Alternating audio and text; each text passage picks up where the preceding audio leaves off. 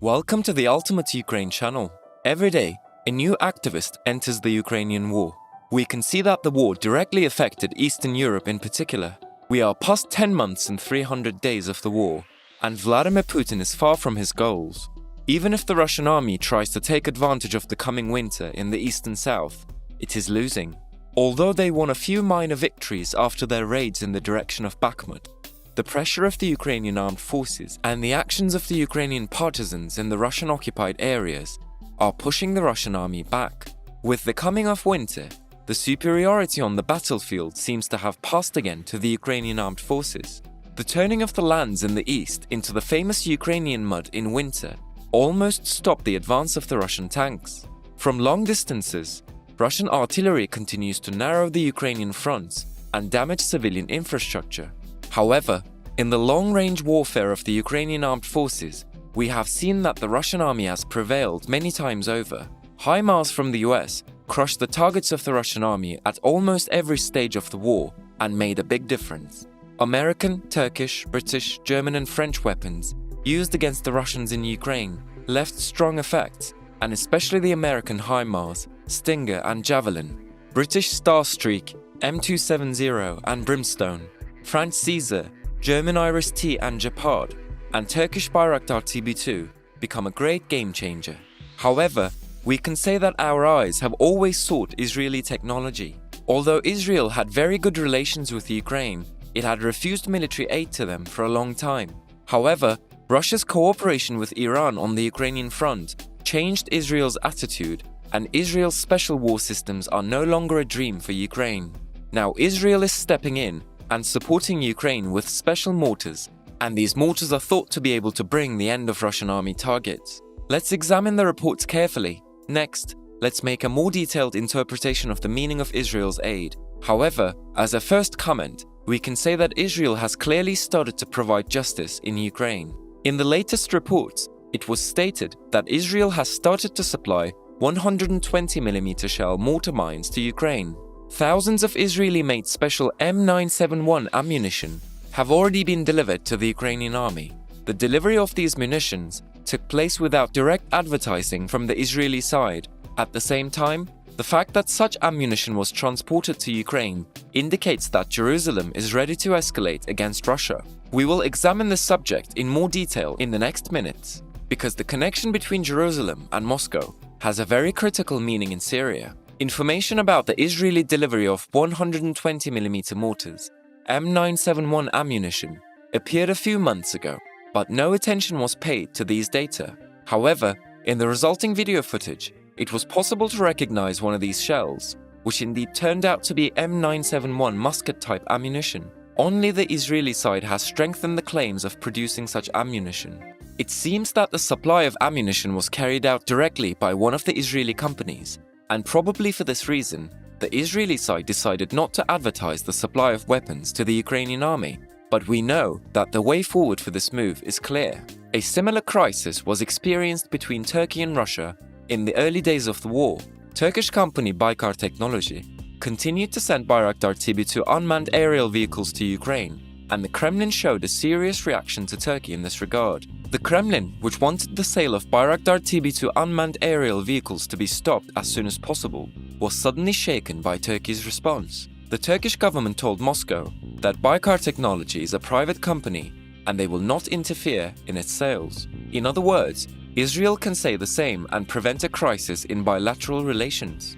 M971 ammunition poses a great danger due to the presence of submunitions that allow a bullet to cover a large area.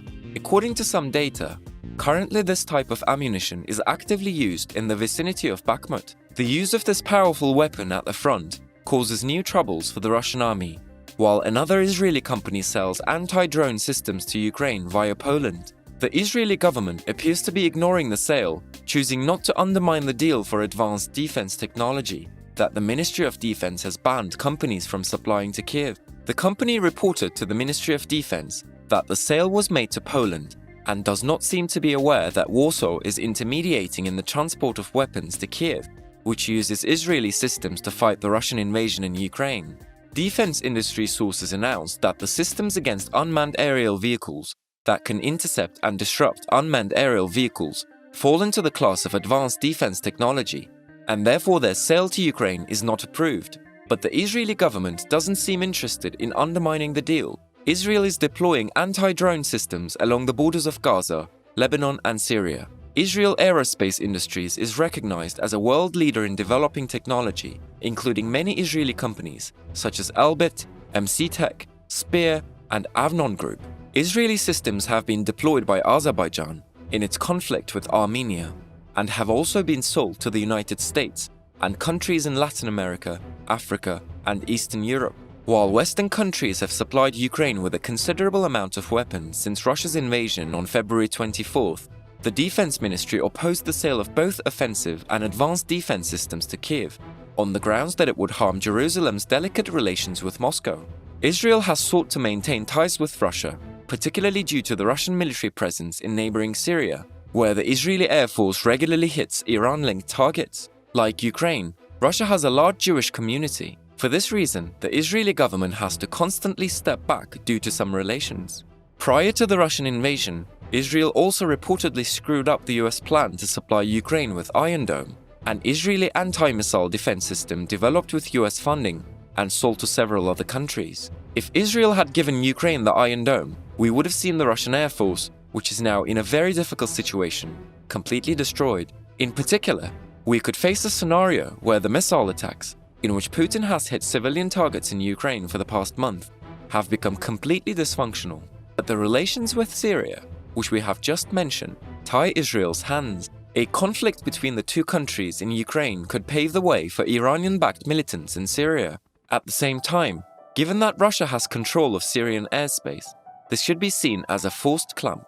While Israel refrained from sending weapons, it provided Ukraine with humanitarian aid such as medicine and blankets, as well as essential defense equipment, such as helmets and protective vests. In July, Israel began providing direct financial support to civil aid organizations operating in the war-torn country. It also operated a field hospital in western Ukraine for 6 weeks before closing in April. On the one hand, Israel is trying to keep its relations with Russia strong. However, the developing relations between Russia and Iran have reached a very high level. Iran gave Shahed 136 drones to Russia for Russian attacks. Israel, on the other hand, gave a new indirect support to Ukraine against this move. Israel transferred intelligence about Iranian drones and ballistic missiles to Western countries to stop its supply to Russia. The Israeli Ministry of Foreign Affairs has sent a secret telegram to several dozen Israeli embassies, urging them to start raising the question of the handover of Iranian drones and missiles to the Russian Federation. The agency then sent an intelligence file describing how Iran supplied weapons to the Russian army. Then Israeli diplomats made distinctions in many countries on this issue and forwarded intelligence data to local governments.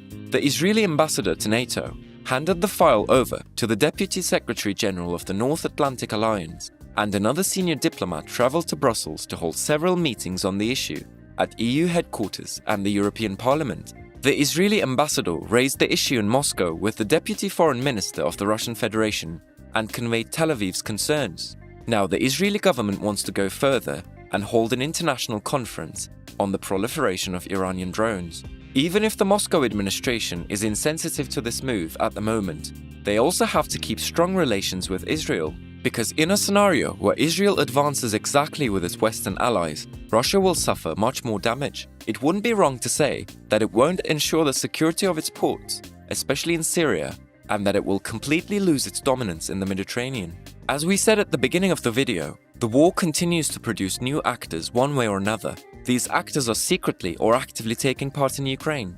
Iran seems to be the only country that has given full-fledged support to Russia so far. Whenever Russia becomes isolated, it sinks into a deeper pit, both economically and politically. It looks like Putin will make his last big attack in a few months to break this. If the Ukrainian armed forces successfully fend off this attack, we may see that Putin's sentence comes to an end. Thanks for watching.